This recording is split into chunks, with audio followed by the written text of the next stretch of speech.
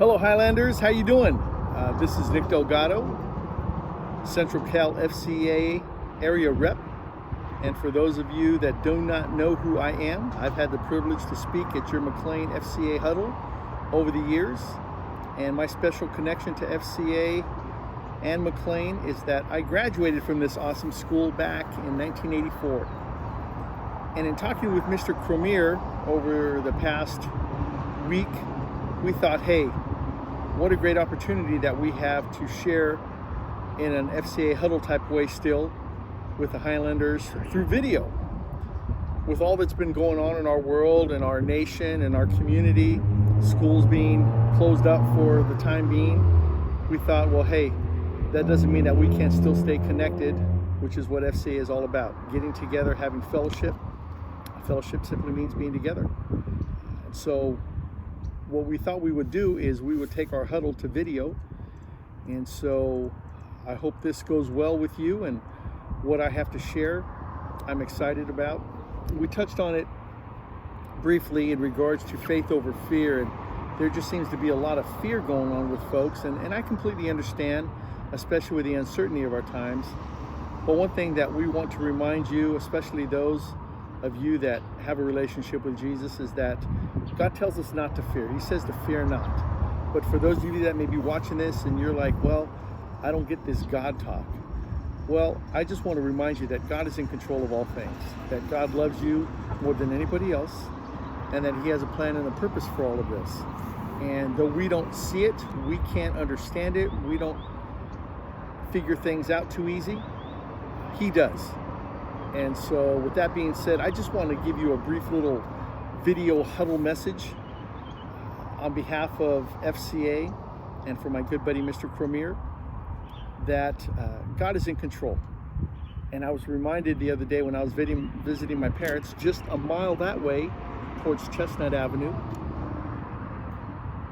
And my mom, she's going to be 85, my dad is 90.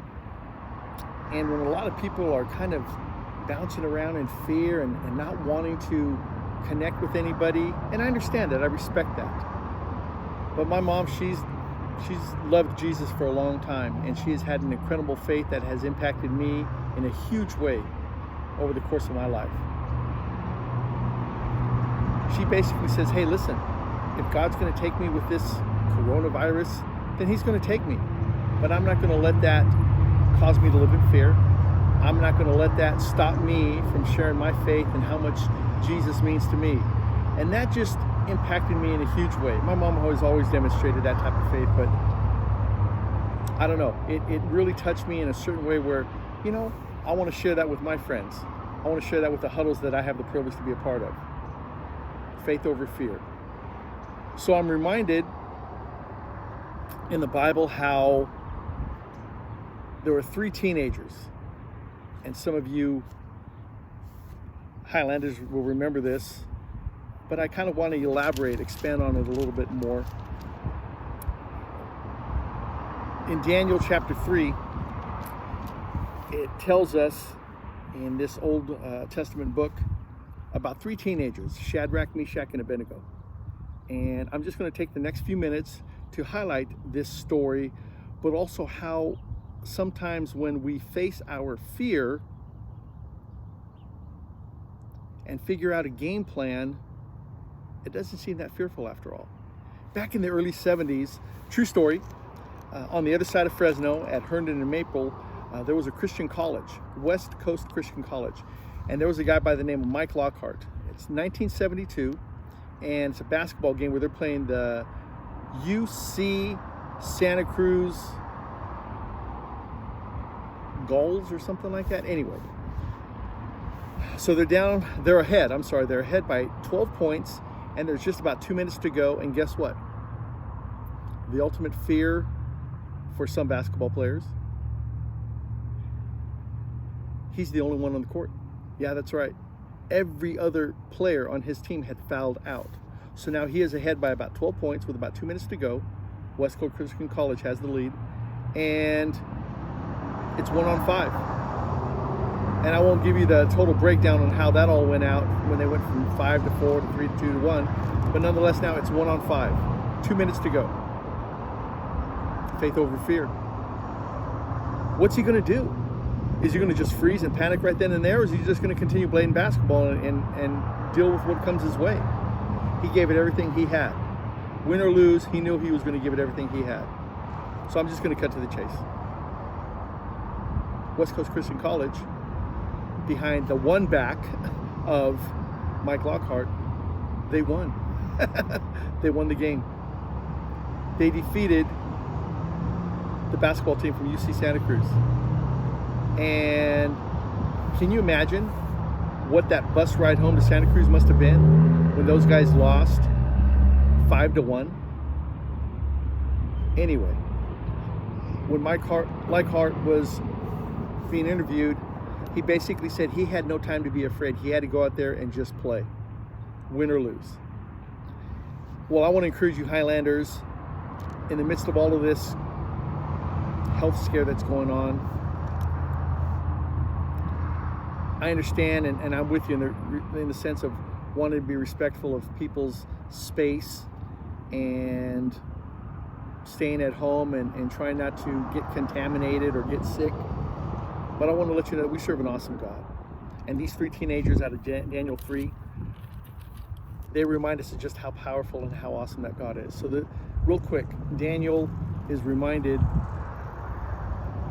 in this passage of these three teenagers, Shadrach, Meshach, and Abednego, just how powerful God is and what he is capable of doing if we just let him. Not that he needs our permission. So what happened is, this King Nebuchadnezzar, in this region where they're at, was the most powerful guy around. He was the boss of bosses.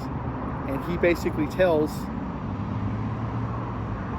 the area, the community, the city, the region, that he's going to have this huge altar built on his behalf, 90 feet high, about 9 feet wide, and people were supposed to worship and bow down to it in honor of him. Well, Shadrach, Meshach, and Abednego said, this ain't happening. So what happens is he's got some snitches, some tattletales, some little punks that saw that Shadrach, Meshach, and Abednego, these three teenagers, remember, they're teenagers, they're your guys' age, high school age. They didn't bow down. Everybody else around them did.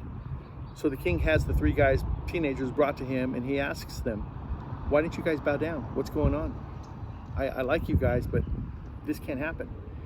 They respectfully told the king, King, we like you, we respect you, but we serve one true God. We don't bow down to anybody else. So we're going to let you know that we believe our God will save us from whatever you do. He will save us from that fire. But even if he chooses not to, we will continue to worship him and serve him only. So King Nebuchadnezzar got really upset, had his soldiers take the three teenagers to the pit of fire, and in the process, several of his soldiers were killed because the fire was so hot. Threw them in.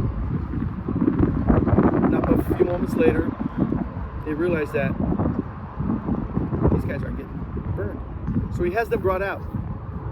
How that happened, I don't know. The Bible doesn't explain to us, but they came out. Not one hair was singed. Check this out. You can't make stuff like this up. The king says, whoa, are you serious? Okay, new rule in our region. Everybody's going to bow down to the God of Shadrach, Meshach, and Abednego. Why? Because any God can do this is worthy to be worshipped and worthy to be praised. Faith over fear, you guys. I just want to let you know, Daniel chapter 3, it's in the Old Testament. True story. You can't make stuff like that up, guys. And I want to let you know that the God of the Bible, the God of this story, the God that protected Shadrach, Meshach, and Abednego is here to protect and save you. I'm here at McLane High School. I love this place. And so I'll be doing this on a weekly basis, sharing you a weekly FCA huddle, video style. And I want to let you know that if any of you want to know more about the God of this Bible, you can have this free. You just let Mr. Cromier know, and he'll contact me, and we'll get you these Bibles free. No questions asked. And if you have any questions about faith issues, or just you want to talk life, contact Mr. Cromier, and I'd be more than happy to talk with you. I dig you guys, and I consider it an honor and a privilege to serve you in this capacity, and I cannot wait till we can get together again in Mr. Cromier's classroom. God bless you guys. Take care.